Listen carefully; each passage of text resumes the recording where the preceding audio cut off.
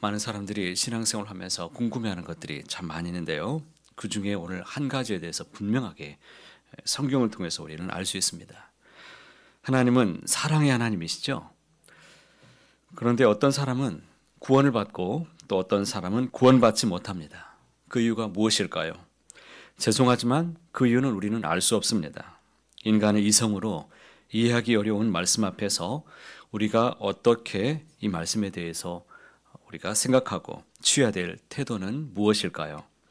종교개혁자 존 칼빈은 다음과 같이 말했습니다. 우리의 이성이 미칠 수 없는 깊이에 관한 어떤 진리를 말할 때에는 그때마다 우리의 생각과 혀에 재갈을 물려야 한다. 그래서 하나님이 가르쳐 주신 만큼만 알고 그 나머지는 찬양으로 끝을 맺어야 한다.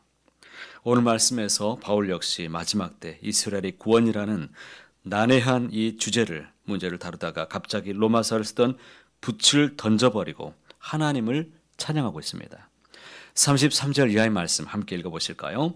깊도다 하나님의 지혜와 지식의 풍성하며 그의 판단은 헤아리지 못할 것이며 그의 길은 찾지 못할 것이로다. 누가 주의 마음을 알았느냐? 누가 그의 모사가 되었느냐? 누가 주께 먼저 드려서 갚으심을 받겠느냐?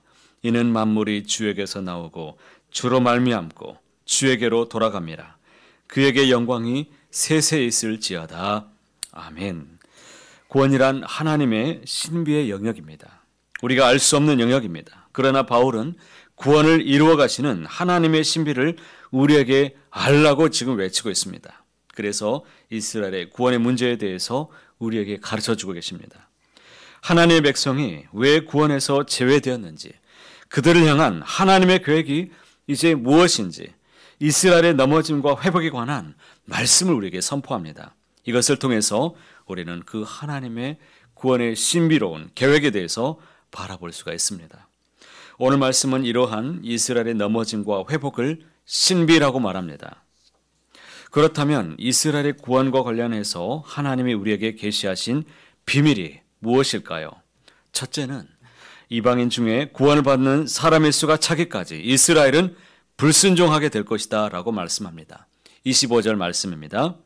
형제들아 너희가 스스로 지혜 있다 하면서 이 신비를 너희가 모르기를 내가 원하지 아니하노니 이 신비는 이방인의 충만한 수가 들어오기까지 이스라엘이 더러는 우둔하게 된 것이라. 우리가 주목해야 될 부분이 무엇이냐면 바로 이방인의 충만한 수라는 이 말씀이죠. 바로 구원을 받을 이방인의 숫자에 관한 이 한계의 뜻을 말씀하고 있습니다. 다시 말해서 하나님은 구원하시려는 이방인들의 수를 이미 정해 놓으셨습니다. 그리고 그 수가 찰 때까지만 구원의 문을 열어두고 계십니다. 그 이후에는 이스라엘의 구원이 있게 될 것이다 라고 말씀합니다. 물론 그 구체적인 숫자는 우리가 알 수 없죠. 요한계시록에서 말하는 14만 4천 명은 그 수가 지극히 많다는 뜻을 상징적으로 표현한 것일 뿐 우리는 구체적인 숫자에 대해서 알 수 없습니다. 본문을 통해서 우리가 꼭 기억해야 될 것이 무엇이냐면 예수님을 믿을 기회가 지금이 아니어도 된다라는 아니라는 생각입니다. 언젠가 때가 되면 하나님은 이제 되었다라는 말씀을 주시면서 이방인을 위해서 구원의 문을 닫게 되실 것입니다. 두 번째는 예수님의 재림 전에 이스라엘의 구원이 있게 될 것이다 라고 말씀하셨습니다. 26절과 27절 말씀을 함께 읽겠습니다. 그리하여 온 이스라엘이 구원을 받으리라. 기록된 바 구원자가 시온에서 오사 야곱에게서 경건하지 않은 것을 돌이키시겠고 내가 그들의 죄를 없이 할 때에 그들에게 이루어질 내 언약이 이것이라 함과 같으니라. 하나님이 정하신 충만한 수의 이방인들이 하나님의 나라에 들어온 후에 이스라엘이 이제 우둔함을 벗어지게 될 것입니다. 그래서 온 이스라엘이 예수님을 향한 믿음을 가지고 구원에 이르게 될 것입니다. 바울은 그러면 어떻게 이러한 구원의 신비를 확신할 수 있는지 그 근거를 몇 가지로 설명하죠. 첫째는 바로 하나님의 선택입니다.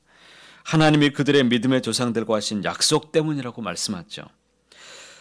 지금은 비록 이스라엘이 복음에 대해서 원수가 되었지만 하나님께서 이스라엘을 사랑하시는 마음은 그들의 조상 아브라함 때나 지금이나 변함이 없다는 것입니다. 두 번째는요, 우리가 하나님의 구원을 받을 수 있는 그 확실한 근거가 무엇이냐면 하나님의 긍휼하심 때문입니다.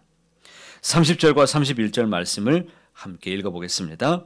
너희가 전에는 하나님께 순종하지 아니하더니 이스라엘이 순종하지 아니함으로 이제 긍휼을 입었는지라.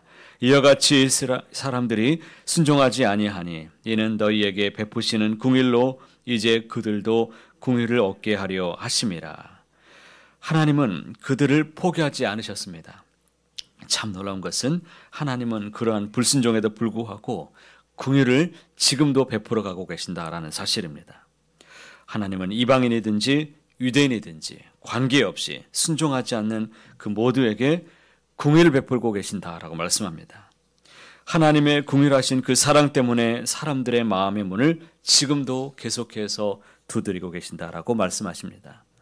그런데 이 말씀은 자칫하면 만인 구원론이라는 보편 구원론으로 오해하기가 쉽습니다. 그래서 이 말씀은 보편 구원론을 가르치는 것이 아니라 하나님은 모든 믿는 자에게 긍휼을 베푸시는데 유대인이든지 이방인이든지 차별 없이 구원을 베푸신다라는 말씀이지 믿든지 안 믿든지 모든 사람들이 다 구원받는다라는 말씀이 아닙니다. 우리가 믿는 하나님은 신비하신 하나님이십니다. 우리의 힘과 지혜로 어떤 세상의 어떤 상식과 이론으로 하나님을 이해할 수가 없습니다. 하나님은 우리를 사랑하셔서 우리의 꺾여진 가지 같은 삶을 통해서도 하나님의 구원과 긍휼을 이루어 가시고 마침내 그 가지를 또한 온전케 하심을 보게 됩니다. 예수님이 이 땅에 오셔서 십자가에서 죽으셨습니다. 이 남루한 주님의 삶을 통해서도 그 찰나까지 모든 순간을 하나님의 신부의 일부가 되도록 만드셨습니다. 헤아릴 수 없는 하나님의 긍휼하신 사랑 때문입니다. 그러기에 하나님을 믿는 우리가 바로 주님의 신비입니다. 내가 어떻게 예수님을 믿게 되었는지 이것이 기적입니다. 그리스도인의 오늘이 바로 신비입니다. 비극을 통해서 동시에 희극을 쓰시는 하나님이 오늘도 우리와 함께 하시기 때문입니다. 오늘 우리가 마주하게 되는 모든 상황과 사람들 앞에서 오늘을 신비로 일구고 가고 계시는 하나님을 꼭 바라보게 되시길 바랍니다. 일어나는 일과 어떤 현상들에 대해서 일희일비하기보다는 고개를 들어서 동시에 희극을 쓰고 계시는 하나님을 바라보게 되시기를 바랍니다. 그래서 오늘도 바울처럼 뱃속 깊은 곳에서부터 시작되는 하나님을 찬양하는 이 고백이 주님 앞에 온전히 드려지는 삶이 되시길 바랍니다. 감사하게도 구약의 이스라엘의 백성들을 통해서 하나님의 그 사랑이 지금도 저와 여러분에게 지금도 흘러가고 있습니다. 내 사랑하는 자녀와 사람들을 주님은 포기하지 않으시고 긍휼하신 손길들로 여전히 돌아오게 만드실 것입니다. 이제 이 사랑을 확신하시고 그 사랑 안에 거하시길 바랍니다. 그리하면 세상에 두려울 것도 없고 염려와 근심도 다 사라지게 될 것입니다. 세상을 살면서도 천국을 경험하게 될 것입니다. 이러한 은혜와 복을 여러분 함께 누리시면서 영원한 천국을 함께 꿈꾸는 저 여러분 모두가 다 되시기를 간절히 소원합니다.